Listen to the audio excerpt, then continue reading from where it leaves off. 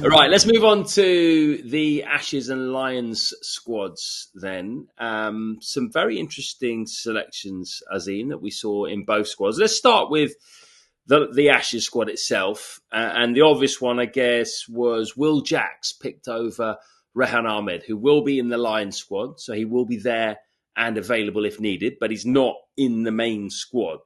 What do you think the thinking was behind picking Jacks over Rehan? Well, I mean, I want you to tell me what the thinking was. I can't make any justification for this selection whatsoever. Listen, I want you to tell me before I respond to it, because I think I have an idea what justification you might put forward. But you tell me, why do you think that? How can they justify picking him over Rehan? Okay, I'll tell you why. I think they're probably expecting the pitches to play as they have done in the last couple of seasons in Australia, a bit more seamer friendly. So they don't think the overs from the spinner is that important or as important. So they're going to go with a guy they think they can has the best chance of getting runs down the order, runs quickly the way that they want to. Will Jacks, I think, is an underrated off spinner anyway. He's tall. He'll get a bit of bounce. I'm not saying I agree with it, but I'm saying that's probably their reasoning. But I mean, on that reasoning, we spoke about Rehan, I think it was a while ago, actually.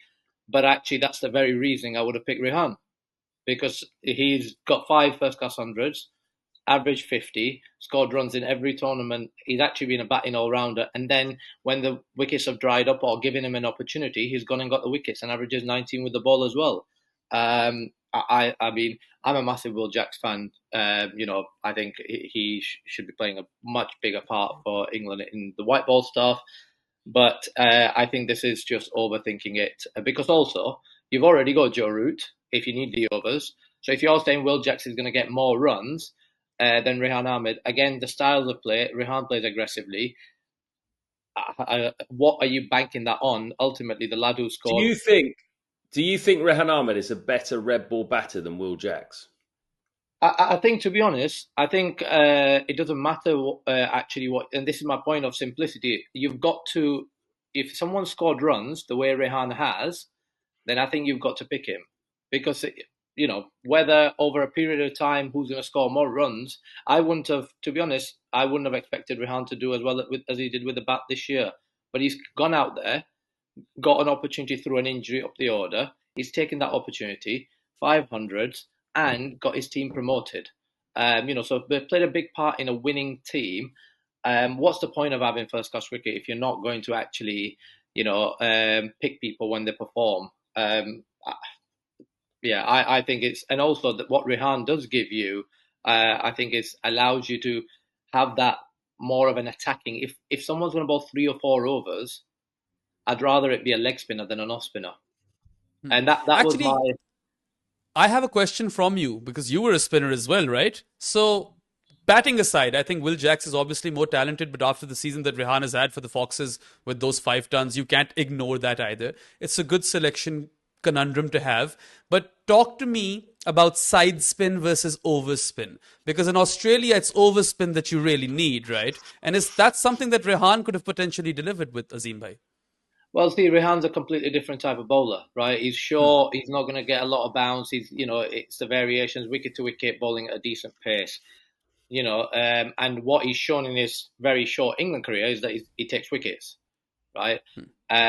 Will Jacks, if Will Jacks plays what he's, I'm not sure that, but playing an off spinner ahead of a wrist spinner when you might only bowl 3-4 overs at a time, is there's any real reason for him to be ahead of Rehan.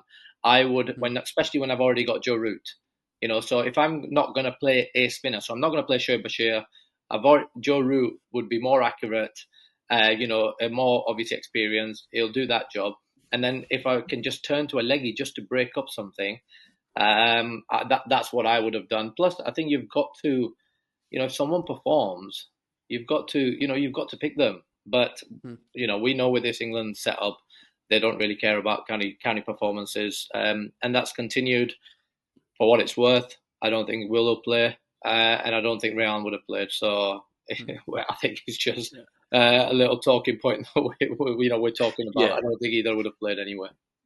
I agree. I think Shoaib Bashir will start the first Ashes Test match unless the conditions are so seam friendly that you don't need a spinner. But to be honest, I think if they're traditional Australian pitches, if they're flat, if they're going to maybe get a bit of turn and bounce on days 4 and 5, I think England are in trouble because I think Nathan Lyon is just a far superior spinner to anything that we have. And if I was Australia, I would not be preparing seam-friendly pitches at all because you're losing your advantage.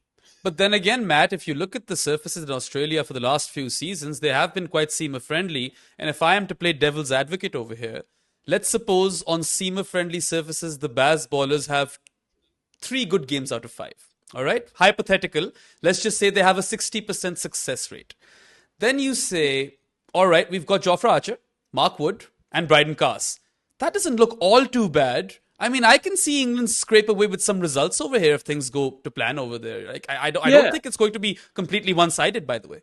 Oh, no, I agree. If the pitches are green, I think England have got a great chance. That's what I'm saying. I think Australia have got to prepare flat pitches because that's their best hope. I think their bowling attack on a flat deck has got a bit more than ours. That's fair. Definitely. And then Lyon comes into it much more as well. Yeah, to be honest, I think England's got. I don't think this is going to be one-sided because Australia's batting is a big worry. Yeah, and then Australia's bowling is aged. You know, it's there's a lot on Josh Hazlewood because Starkey can be inconsistent, and Pat Cummins is carrying an injury. So, and Nathan Lyon, as it showed with the Ashes in England, as soon as he went down injured, they looked a bowling attack even with Cummins, Hazlewood, Stark, completely and utterly rattled. So I think there's all to play for. I think England's got definitely, after watching Australia bat against the West Indies and stuff, England's definitely got more than a chance. Yeah, absolutely. I mean, only Steve Smith and Travis Head are those 2 guys who you have a bit of insurance with. Other than that, they don't know who's going to open with Khawaja. Maybe it's Weatherald, but Khawaja himself is not in a good patch of form at all. There are issues. Australia is very vincible. Let's just put it that way. Good one. I like that word. We should just mention Chris Woakes as well. I know it was a few days ago, but there weren't really too many surprises with the fast bowlers, and Woakes was struggling to be fit anyway for the first Test match.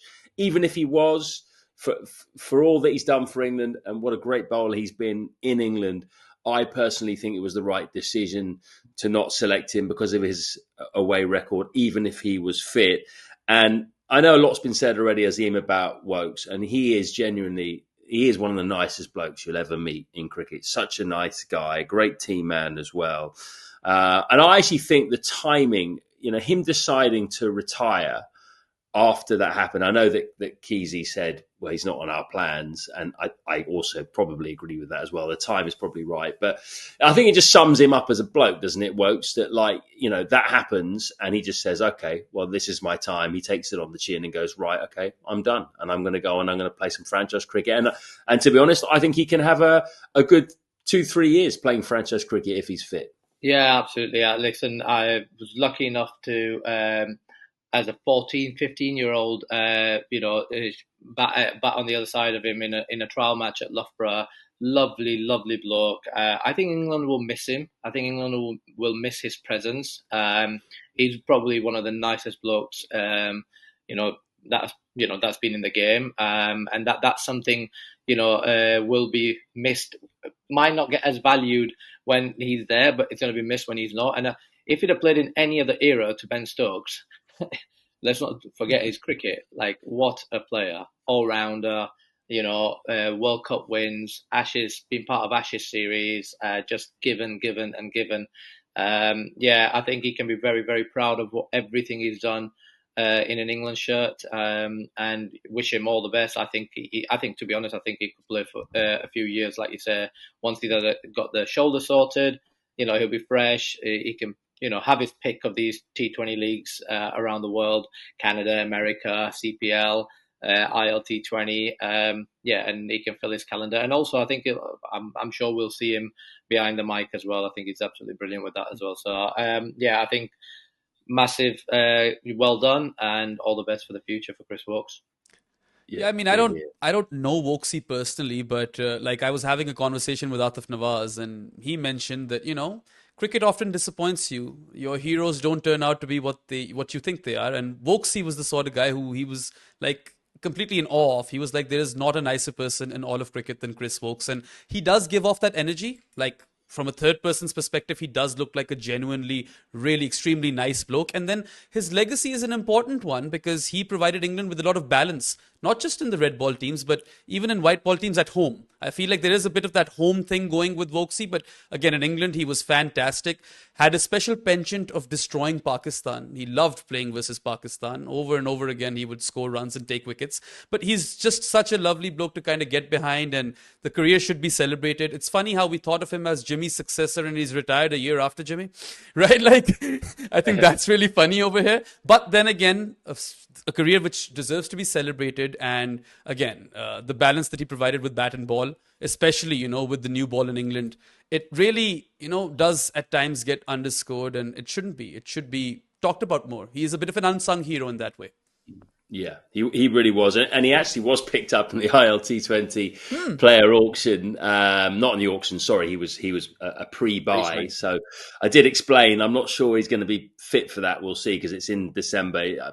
I suspect he might not be, but hopefully he will. He'll play some part in that. And if you do, Chris, and if you're listening, good luck with that, and good luck with all the franchise stuff that you end up playing, because loads of people hope that you carry on for a couple more years and do really well.